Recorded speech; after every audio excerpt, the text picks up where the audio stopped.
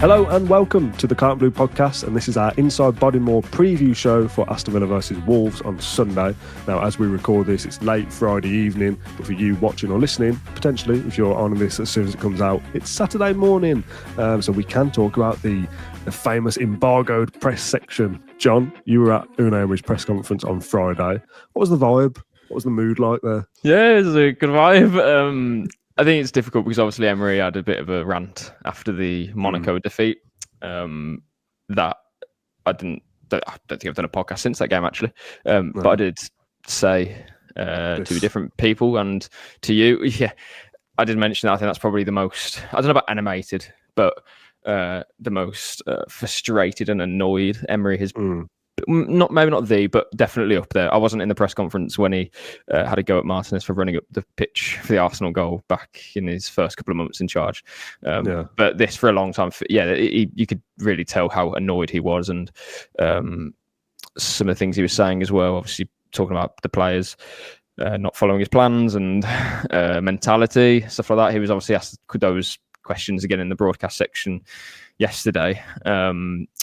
But yeah, I think this is one where Villa can sort of brush it under the carpet in the space of a few days if they beat West Ham and if they beat Celtic and get into the top 8. I don't think anyone really cares about that Monaco game all of a sudden. No, if we get top 8, absolutely fine. Villa play West Ham and it's a match which, even I haven't really thought about, and I'm still not really thinking about as of Friday night because I'm still thinking about permutations for the Champions League. Not too much as I was the night before, but do you know what I mean? This is why I said to you the other week about if Villa get the job done against Monaco, full focus on West Ham, and you were thinking, all right, 2 points away from, I think, top 4, or, we're well among it. And if we beat them, then Bournemouth and Forest, one of those teams, drop points, if not both, because they play each other, and all those different things. And that's at the forefront of your mind. But I'm still thinking about Celtic because I know what a brilliant atmosphere it's going to be, what a great night it could be, hopefully will be, and all the other scores coming in. It feels like kind of a last day of the season vibe. So that is something that I'm really excited for. West Ham, I'm excited for, but I'm overlooking it, which I don't want to be.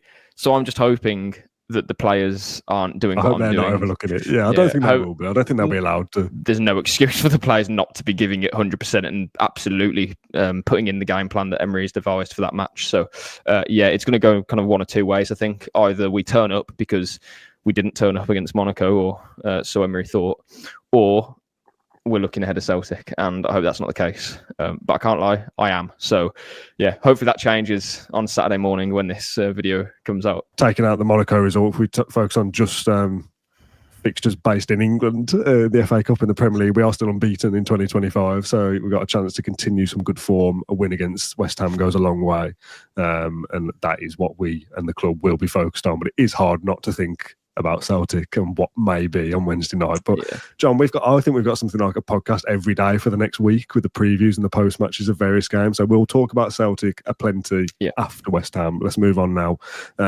Just quickly though, on the Monaco one, in terms of the presser being very not downbeat, but I watched it back and Emery was different, I think, to how we've seen him before. Is that ever referenced by Unai or any of the coach, like Damian or anyone like that separately? Do they go like, well, a bit of an heavy one, wasn't it, against Monaco? But we all feel a bit better now. Like, it's been a couple of days. Do they ever reference like a previous presser or previous game or anything? No. I've seen a few clips from Steve Bruce today. Absolutely random, but he turns up for his press conference and he's like, oh, the wind's been picking up a bit, hasn't it? And it's a bit like, it's not something that Emery's ever said when he walked into a press room. Did you say? Exactly, yeah. It's very much kind of, Emery just says hello rather than and I don't mean that in like a cold way. It's like he'll always say, "Oh, good afternoon, hello everyone," but it's straight into the questions and out afterwards. So no, I mean a couple of weeks ago, someone asked Emery if he has any lozenges or anything, because he had obviously a bad throat, didn't he? And he was having a bit of joke about that after the game. So it's not completely like professional and to the point. But no, there's no kind of. I don't think Emery would take it as banter anyway, as in like, oh, Monaco didn't go well. You were. That's true. I think that's kind of off the. Probably set him off again. Could be good for quotes, but not. Okay. Let's talk about the embargoed section then. We speak about this quite often on the podcast when we do it live. That after a press conference, certain lines are withheld for whatever reason to help shift newspapers the following day and clicks online or whatever. That's why it's done. If everything came out when the press conference was done, there's no reason to read any further information. You kind of have to hold something back is the process behind an embargo. It's not always like a super tasty, juicy, exclusive line. It's just, let's hold something back. And often when we do these live on a Friday, that embargo time is 10:30, which is after we film the podcast. Obviously, this episode is coming out on Saturday morning, so that embargo has been and gone. So we can talk about it freely. Do you want to explain what the scenario is, what you asked? I will read out what Unai Emery said just so I can feel a little bit involved, and then we'll talk about it afterwards.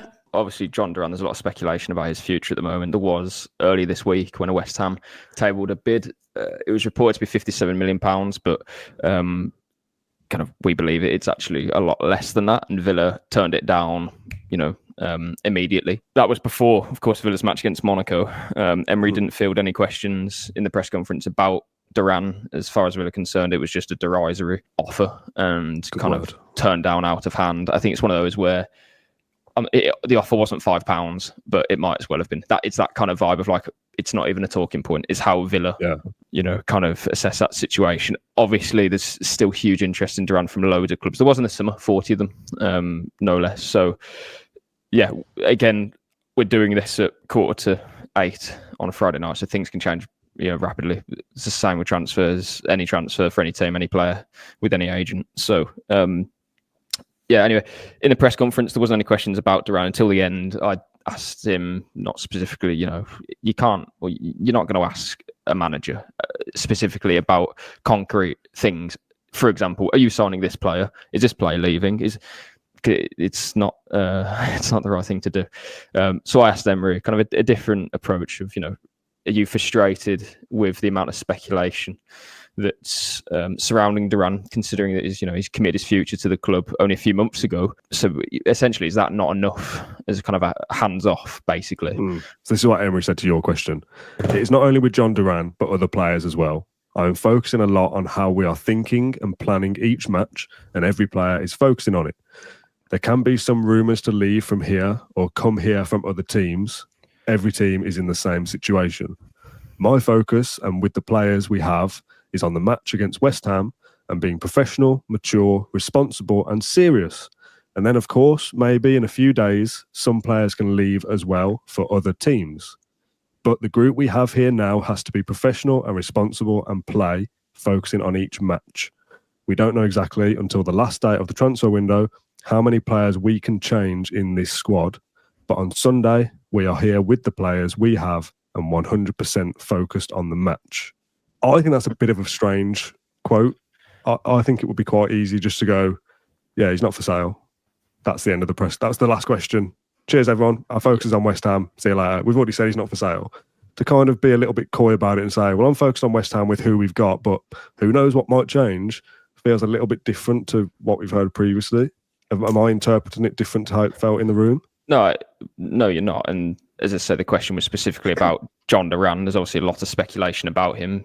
The question would have been expected as well. So I think it's one of those where essentially Emery has the opportunity there to bat it away and follow. Villa are insisting that he's not for sale and they don't want to sell him. What I would say to that is that, of course, if someone bids a certain amount of money for any player, conversations will happen, right? Yeah, like Emi Martinez is not for sale, but if Real Madrid say here's 500 million, of course he's for sale. Do you know what I mean? Yeah. Not for sale, brackets, unless it's a massive amount that we can't refuse. The only thing about the Jhon Duran situation is that I think that Villa would get the price tag that they could get now in the summer. And essentially, what's the point in selling Duran now when you have another second half of the campaign left? So that kind of leaves the situation of, well, does he want to go? Or is he agitated? Again, this is speculation on my part. I'm not suggesting that's the case. I don't know that as of, again, 7:45 on a Friday night. But those things are kind of left open because the case hasn't been closed by Emery. And again, Villa's message is that he's not for sale. But that, I just think Emery kind of stopped short, essentially. I'm not saying he left the door open, but he certainly didn't close it, did he? They know that his value isn't going to be going down in the summer. It'd probably go up, if anything.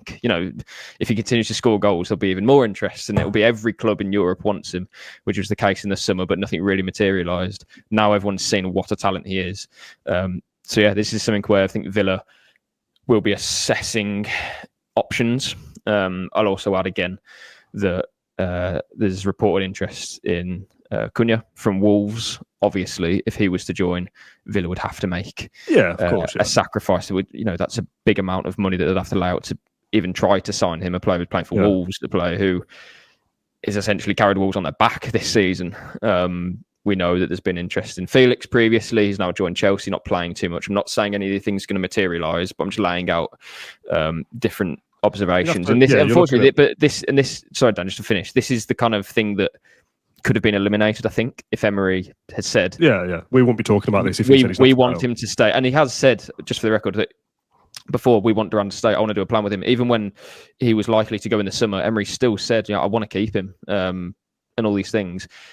It just kind of struck me a little bit on that final question in the press conference that he kind of stopped short by saying, some players could leave, because we know that's the case with Buendia and Nedeljkovic and maybe a goalkeeper and other players. But Duran was the question that was put to him, and he didn't follow that up by saying that he's not going to go. So, with all the reports happening now, it is an interesting situation, one to, keep an eye open for as well, because you say, Villa don't want to sell, but every player has a price tag. The only thing is, Duran, maybe he doesn't have a price tag because they can get that money in the summer, but then is there something they're looking at right now and thinking, well, actually, we can do this? It's a transfer of circumstances, isn't it? And as we said, Villa have said before, he's not for sale. Emery, devil's advocate, just didn't go that far. Maybe he still thinks he's not for sale, but just didn't say it because he slipped his mind, let's just say, whatever. He was thinking about something else. He wanted to get out, John. I'm sick of you asking questions, and forgot to actually just say, he's not for sale, let's move on. Or there are reasons for Villa not saying that, because now he is for sale, because Duran's head's been turned. There's a serious offer on the way. They realise that, well, if we sell Duran now, we can buy Cunha or whoever, insert forward here. We didn't realise he was available. If we shift Duran now, we can get him. You're absolutely right from a transfer fee perspective. If Villa would accept, let's say, 80 million now, and they're not going to get 80 million offers in the summer, but from a PSR perspective, if it's for this year's books or next year's, you either wait to sell him before the June deadline or after, depending on what year you want to benefit the books. But that offer will be there in the summer. So there's no reason for Villa to sell now unless A, they think Duran is unhappy and wants to leave, or B, they've spotted an opportunity to recruit somebody who they feel can improve the squad better than Duran can. Would that be fair speculation? Yeah, again, a possibility. We're only working on these quotes that Emery is, his response to the question that I've asked. And maybe we are blowing it out of proportion.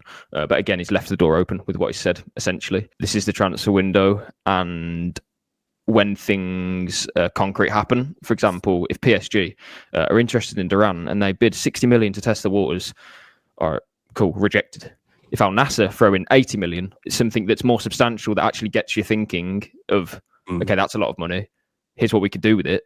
That's a completely different story. And that's when things can change. And as I've just said then, Dan, and this is the good point that you raise, I'm adamant Villa could get the same amount of money for Duran as what they could in the summer, as you just said there. Like, if anything, his price could go up. However, as you say, January, it's a window of opportunity, basically. Yeah. Daniel Marlin was an opportunity. Andres Garcia for £6 million, a player that Emery has followed for a period of time now, as he said in his press conference. That was, as he literally said himself, an opportunity. So was Morgan Rogers. We could go on and on. Maybe there's an opportunity they've spotted with another player elsewhere and thought, well, if X bid is made for Duran, we could go for this instead. And this is how we could set up in the second half of the season. That might not be available in the summer, so we can't wait. We have to do it now because Liverpool are going to come in for Cunha or whatever. Or whatever it is, yeah. And it may not even be, it may be something else. And Villa will always have different options for different positions, as we've seen with the centre-back, like Bade. Was their primary target. That appears to be off now. Another player will be coming in. So there'll be a list of players in every position. Villa were insisting they didn't want to sell Duran, and I do believe that at the start of the window as well. But money talks, and if they are hit with a big bid for a player who they think that they could replace, and keep cash over or whatever. There's a lot of factors that kind of influence their decision. But if they think, Villa, that they can either retain the same level or improve. If they retain the same level, it has to be for a good amount of money that they've left over. Then maybe they do it. Yeah, this is a situation that will chop and change over the coming days. I'm aware that this is a West Ham preview. I've still got things that I want to say on this situation, but we'll be doing a Q&A on Monday. We've got Celtic midweek. We've got Wolves, funnily enough, next weekend. So this will be a conversation that if things progress with Duran or Cunha or whoever else, we will be here talking about it on the podcast. But I feel like we've probably said our piece. Let's talk injuries. The main one, Meatball's back. Good news. Back in training. And will be in contention to play.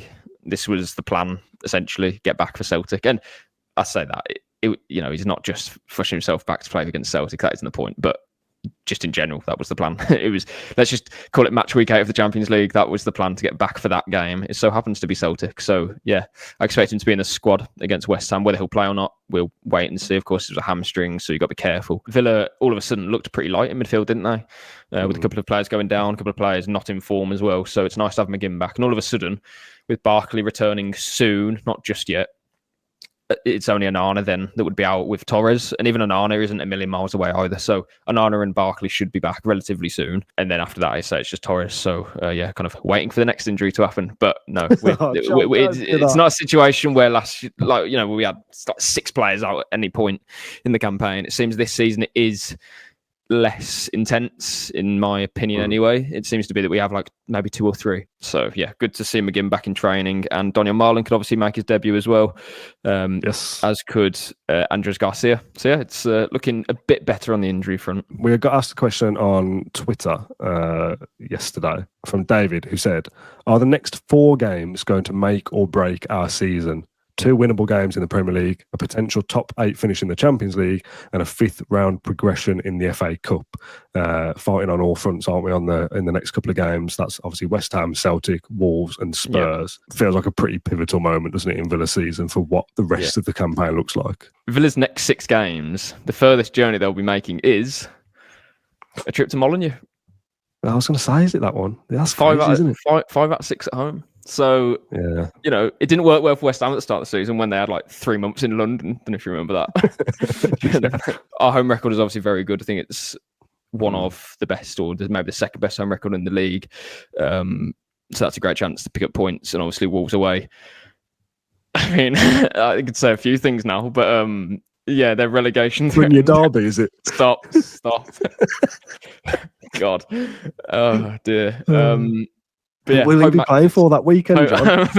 Matches coming up, so that's a big plus. But no, you are right. We did box this period off. I'm not going to say it in every podcast. This is a really important spell to pick up points, because it's Wolves, it's Ipswich, it's West Ham, winnable games. But as I said at the top of the show, I just really hope the players are more concentrated on this game than I am. I'm usually on a Wednesday or Thursday thinking about the game and what the permutations if we win. I haven't been as invested in it, so I just hope that the rest of the fan base can. I don't chant in the press box anyway, but I'm hoping they'll be up for it, and obviously the players too. I think they will be. If we can tick West Ham off, we would have, as I say, gained points on either Bournemouth or Forest, or if not both of them. All the teams around us play before us. Sorry, in fact, the whole Premier League play before us, apart from Man United and Fulham. We'll know where we stand. Go into that game, win it. Beat Celtic, get into the top 8. That's a massive euphoria lift. There is, of course, going to be speculation in the transfer window. Villa do need to do business. Kind of Duran aside, we need a centre back. We've only got 2 of them fit at the moment, plus obviously Bogard.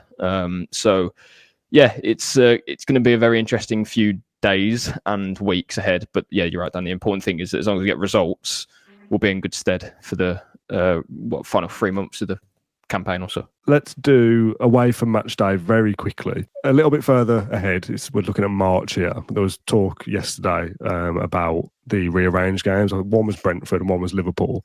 The Liverpool was the one that piqued my interest on the 15th of March, as it is at the moment, now at 12:30 live on TNT Sports.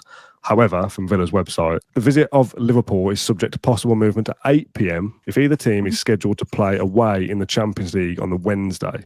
So this is, I believe, the round of 16. If they're away on the Wednesday, the Saturday game is moved to the evening instead. However, the thing that piqued my interest was a potential postponement dependent upon Liverpool's participation in the Carabao Cup final, which is that weekend. Which is the more likely.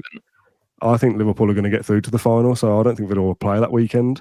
Now, as I said, away from match day, this is not specific to West Ham, and it's, 2 months away almost. Is that a good thing or a bad thing that we will be missing a game that week? Yeah, well, can I throw something else at you, Dan?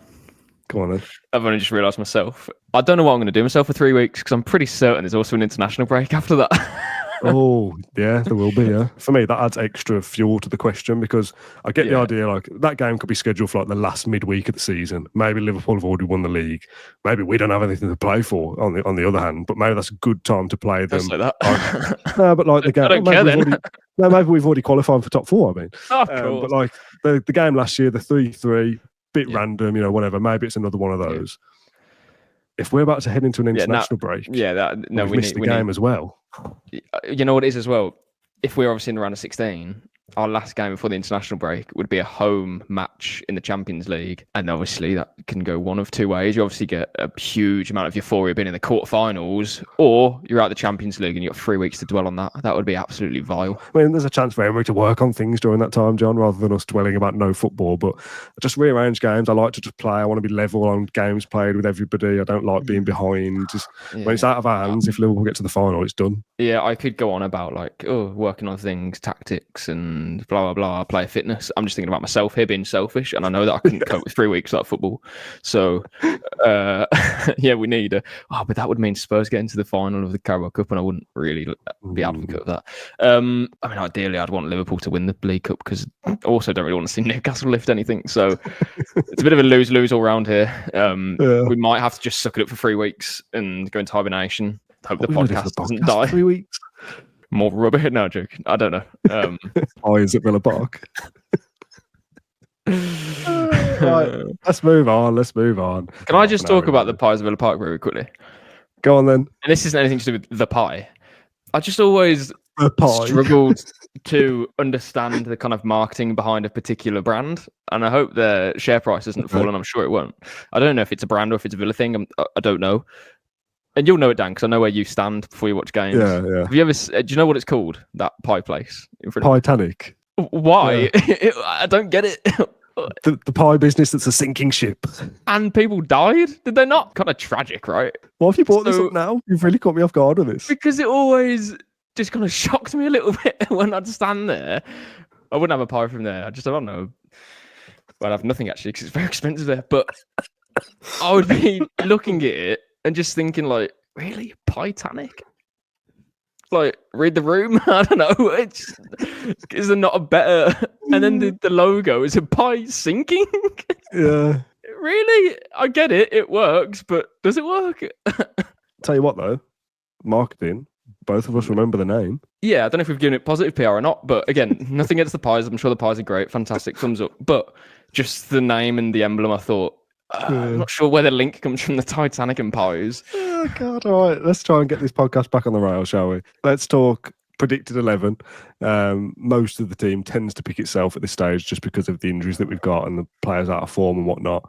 I suppose Marlon starting would be a possibility. Garcia obviously can play, but Willie, I'd be quite surprised to see that from the start. So Martinez, Cash, Konsa, Mings. Yeah. I thought Cash has played all right of late, to be honest. Oh, I thought you were talking about Marlon.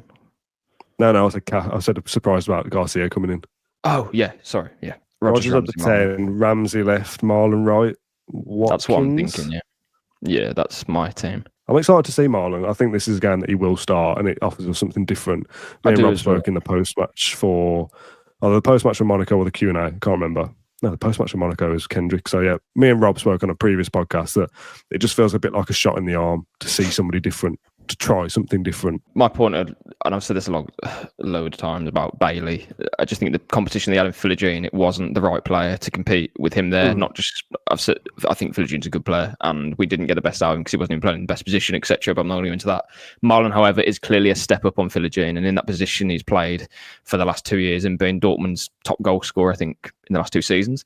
So clearly there's a lot of quality there. So Bailey will now have to up his game. In terms of a structure, I do like Bailey hugging the width, hugging the touchline, sorry, and being high and wide. haven't really seen how Marlon will play. Obviously, we haven't seen him play for Villa before, so that's obvious. But it'll be interesting to see what he offers, basically. My fear is that he plays a bit narrow, because then Cash doesn't tend to overlap as much as he did, or at least he doesn't have the license to in most situations. It's playing as a 3. And obviously, I think that'll change. I think you'll see Kamal drop to right back, Cash push further forward. Yeah. I think that'll be the tweak.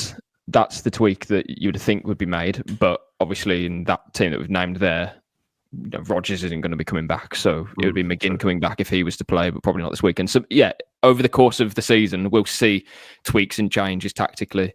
We'll see them even in game, because that's what you have to do at the top level. But for West Ham, it'll be interesting to see what he does. I mean, I wouldn't be shocked if he just started Bailey, to be perfectly honest. But equally, if he started Marlon again, I wouldn't be surprised. So Marlon can't play against Celtic though, can he? So you think so that would be a rest. It'd be now. Yeah. Or McGinn plays against Celtic anyway. We're finally at the score prediction section. Just a little bit of a very quick recap whilst you write yours down. You took a lead in the predictions league. Was it 1-0? Arsenal game. I said 2-3 to Villa. You said 1-1. And of course, it was 2-2. So you get the point for getting the draw correct. I get nothing, obviously, for not getting it. If you'd have got 2-2, you'd have got 3 points for the correct scoreline. You get a point for the correct outcome. I know we'll both predict a win here, and it'll be 1 goal in it. But football don't work like that. So, okay, do you want to? Well, I hope it does. I hope Villa win. Yeah, sure. 3, 2, 1. Bloody hell. 4-1 for me, 2-1 for John. So we've both gone for a Villa win, which I do think we will beat West Ham. And it would be nice, very nice, to put to bed, for at least the time being, the narrative that Villa can't play well after a Champions League tie. Yes. Obviously, we've just lost the Champions League tie. It's not like we put all our energy into a win and now we're going to suffer for it. We have to bounce back from that and beat West Ham, get ourselves close to the top 4, top 5, and then the same process will repeat this time next week. Whatever we've done against Celtic, we have to make sure we go into the Wolves game. And I'm not saying we have to win. We can't lose games after the Champions League, because I don't really fully believe in that narrative. But the more games it happens in, the more you can't really deny it. My only kind of caveat is that you've had like Chelsea's, Liverpool's, and maybe Tottenham's. There has been genuinely some difficult games. The point is that we haven't played well, let alone results. We haven't done particularly well. So it's a big chance to kind of eliminate that. And then obviously after Celtic, we play Wolves away. So yeah, in an ideal world, we pick up maximum points in the next like 20 years, but the next couple of weeks, because we can. It's another thing doing it though. And yeah, I just think whatever we do in the next few weeks, I think we'll be in a good position anyway. But then we do have difficult games. But in general, a really interesting couple of weeks, basically. So yeah, strap yourselves in. Yeah. Okay. Well, John, thank you very much for joining me for this preview. I'm really keen to see what the comments think of this one, just because of the way we've recorded it before getting feedback in the comments from a live stream. So everyone will be talking about Duran. We'll all read your reviews below. Whatever else. Titanic. I mean, there'll be all sorts in the comments. So do get involved with that. Hopefully you enjoyed this episode of the Claret and Blue podcast on YouTube, Spotify, Apple Podcasts, or wherever you listen to the show. Myself and Matt Kendrick will be live on Sunday evening, probably 8 p.m, something like that, to hopefully talk about a big 3 points for Villa. John, thanks for joining me. Thank you for watching or listening, and we'll see you Sunday.